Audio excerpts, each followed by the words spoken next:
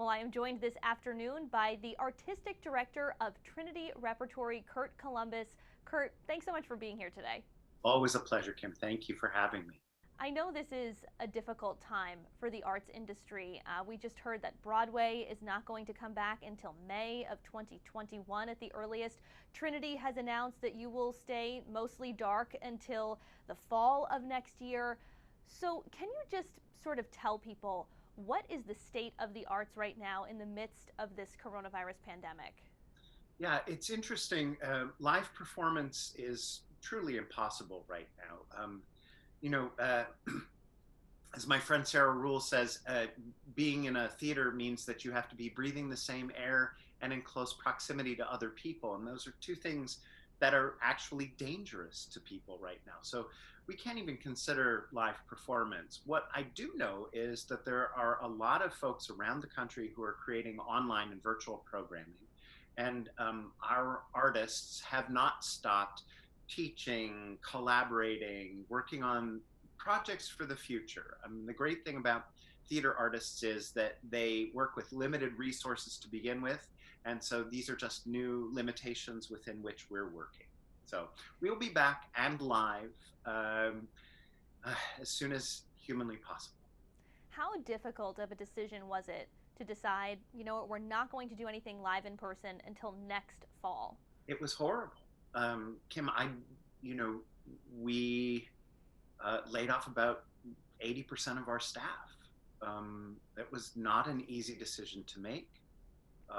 We are down to a skeleton crew that will keep the place functioning and moving forward. We're still doing education, which is a big thing that we do. But most of our capacity was built around live performance. And since that's not happening, we've had to shut all of that off. And it's been horrible, heartbreaking.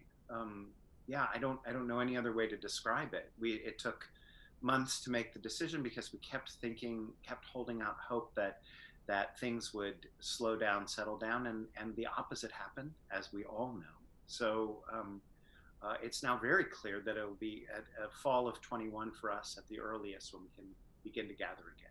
Do you think that there are going to be permanent long term impacts on the arts industry because of this era that we're living through right now? I think one of the things that's going to happen is that there will be folks who don't come back to us, right? It's always been a challenge to have a career in the arts. And so there are very few opportunities right now. So folks that may be thinking, oh, do I become an engineer or a playwright?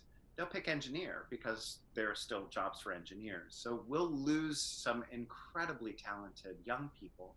Um, but human beings have this kind of primordial need to gather around stories and gather around them live.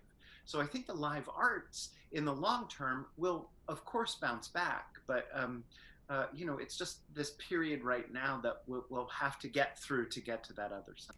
What would be helpful right now? If I was Governor Raimondo or someone from the Trump administration, what would your ask be to say, hey, we need this from you right now?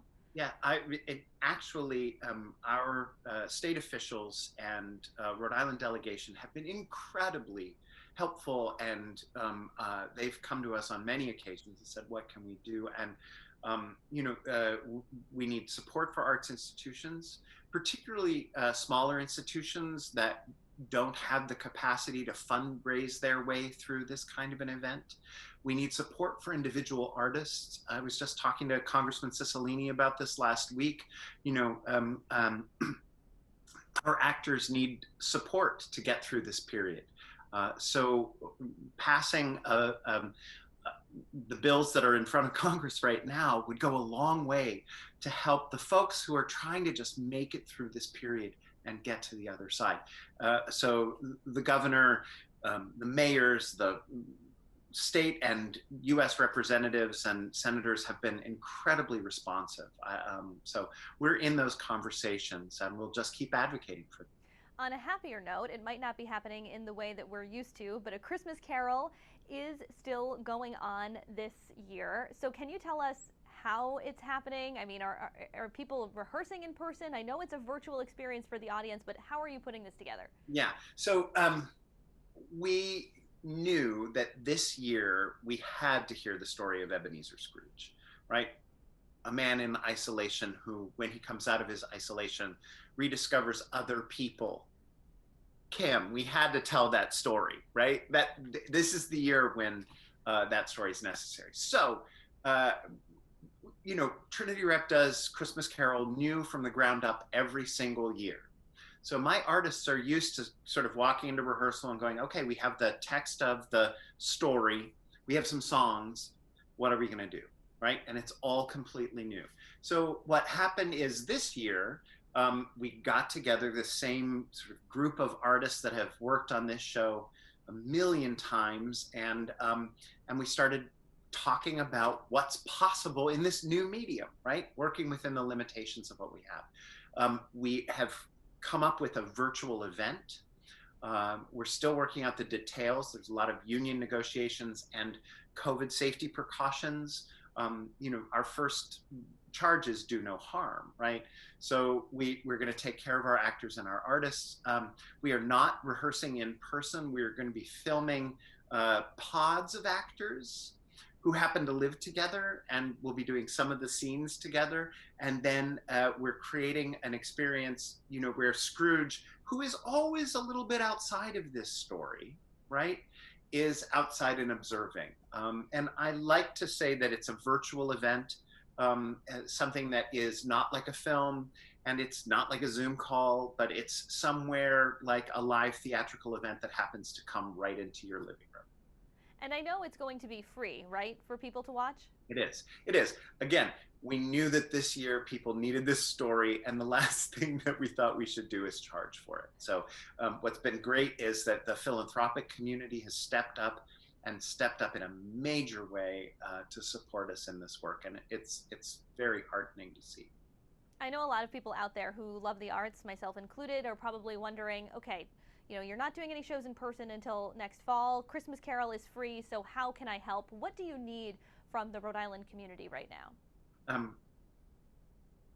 I might get emotional talking about this. We have had such a great response from our audience in terms of their support.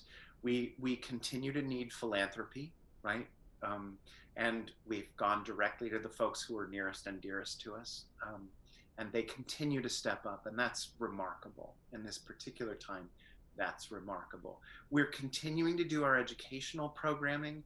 So if folks want to see what we're doing out in the community, they can see that. Starting in January, we'll launch a whole bunch of new virtual content. So everyone should stay tuned for that. So there will be, in all of those places, opportunities for people to see what we're doing and then how they can help.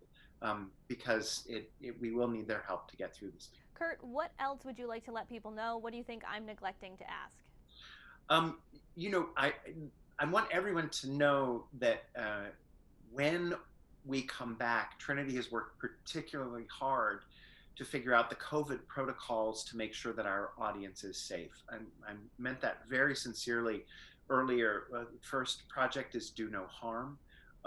And we're going to be working to become a more inclusive theater in this period. We're taking this time to work on becoming a truly anti-racist theater. We're doing a lot of work that might be otherwise invisible to people. So we haven't stopped. We're doing work, and we'll get back together as safely and as soon as humanly possible. Trinity Repertory's artistic director, Curt Columbus. Curt, a pleasure. Always. Thank you.